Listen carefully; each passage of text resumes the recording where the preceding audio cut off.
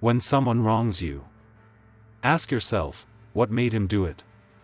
Once you understand his concept of good and evil, you'll feel sorry for him and cease to be either amazed or angry. If you are distressed by anything external, the pain is not due to the thing itself, but to your estimate of it, and this you have the power to revoke at any moment. If his concept is similar to yours, then you will be bound to forgive him, since you would have acted as he did in similar circumstances. But if you do not share his ideas of good and evil, then you should find it even easier to overlook the wrongs of someone who is confused and in a moral muddle. Pass through this brief patch of time in harmony with nature and come to your final resting place, gratefully, just as a ripened olive might drop, praising the earth that nourished it and grateful to the tree that gave it growth.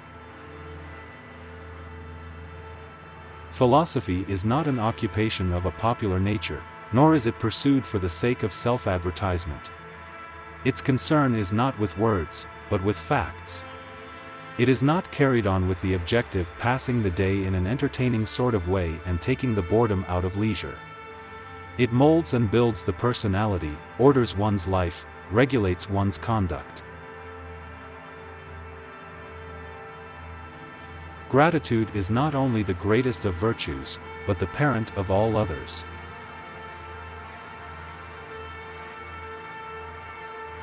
Remember that all we have is on loan from fortune, which can reclaim it without our permission, indeed, without even advanced notice. Thus, we should love all our dear ones, but always with the thought that we have no promise that we may keep them forever, nay, no promise even that we may keep them for long. If you admit to having derived great pleasures, your duty is not to complain about what has been taken away, but to be thankful for what you have been given.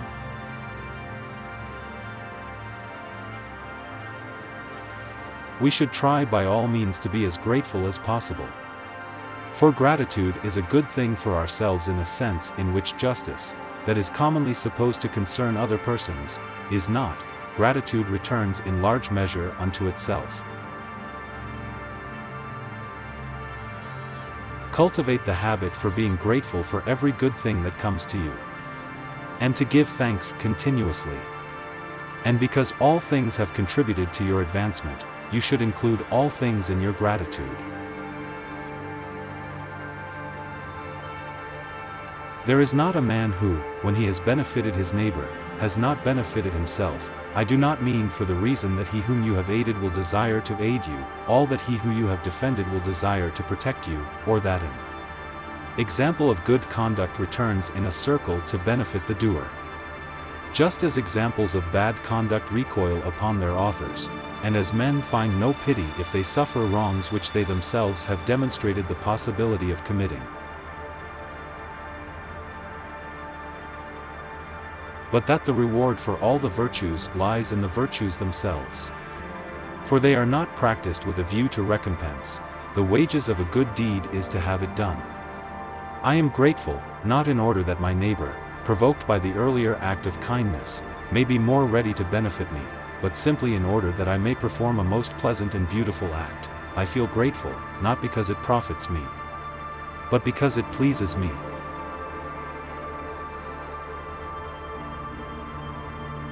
The desire for imaginary benefits often involves the loss of present blessings. When you arise in the morning, think of what a privilege it is to be alive, to think, to enjoy, to love. When we are no longer able to change a situation, we are challenged to change ourselves.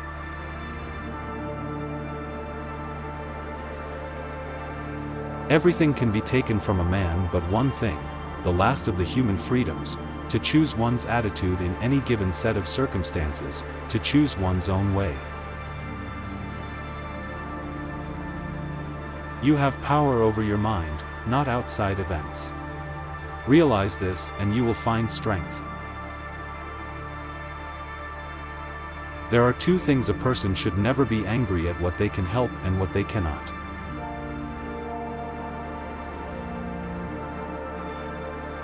The content of your character is your choice.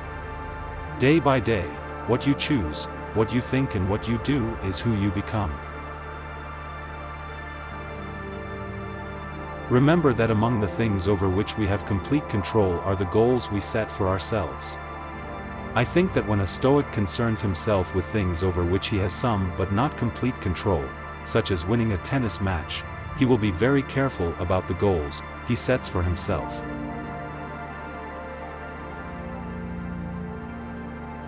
In particular, he will be careful to set internal rather than external goals.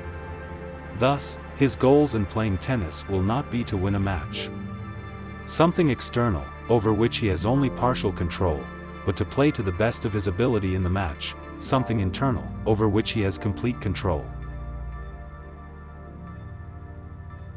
Instead, my goal should be an internal goal: to behave, to the best of my ability, in a lovable manner.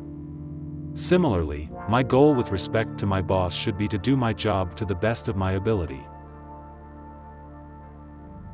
Stoics would recommend, for example, that I not concern myself with whether my wife loves me, even though this is something over which I have some but not complete control. But, when I do concern myself with this, my goal should not be the external goal of making her love me no matter how hard I try. I could fail to achieve this goal and would as a result be quite upset. Yesterday, I was clever, so I wanted to change the world. Today I am wise, so I am changing myself. In our control is the most beautiful and important thing, the thing because of which even the God himself is happy, namely, the proper use of our impressions. We must concern ourselves absolutely with the things that are under our control and entrust the things not in our control to the universe. A great many people think they are thinking, when they are merely rearranging their prejudices. A human being is a part of the whole called by us the universe, a part limited in time and space.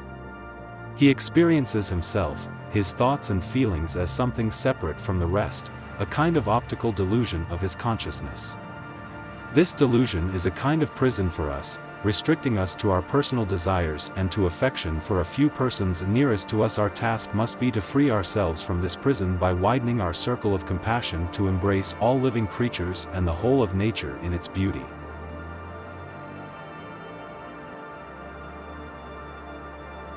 I do nothing but go about persuading you all, old and young alike, not to take thought for your persons or your properties, but and chiefly to care about the greatest improvement of the soul.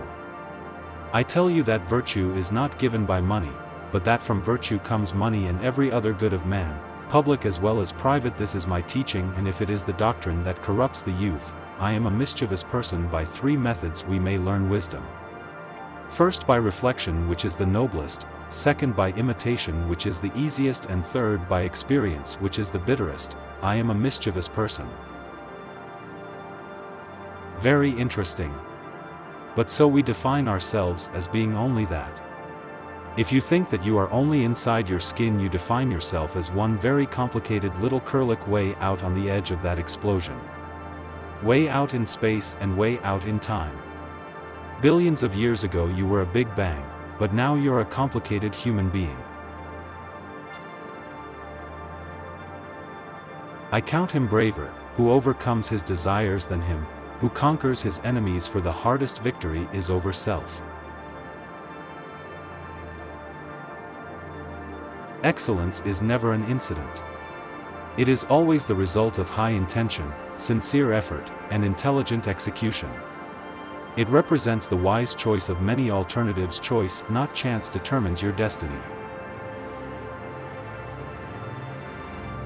Philosophy is a man's expression of curiosity about everything in his attempt to make sense of the world primarily through his intellect. One is a great deal less anxious if one feels perfectly free to be anxious, and the same may be said of guilt. Muddy water is best cleared by leaving it alone. Every intelligent individual wants to know what makes him tick, and yet is at once fascinated and frustrated by the fact that oneself is the most difficult of all things to know. Problems that remain persistently insoluble should always be suspected as questions asked in the wrong way.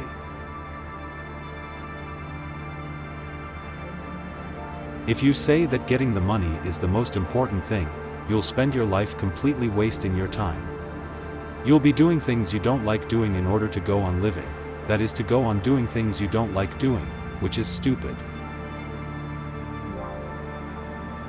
When we attempt to exercise power or control over someone else, we cannot avoid giving that person the very same power or control over us.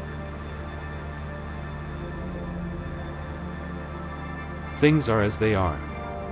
Looking out into the universe at night, we make no comparisons between right and wrong stars, nor between well and badly arranged constellations.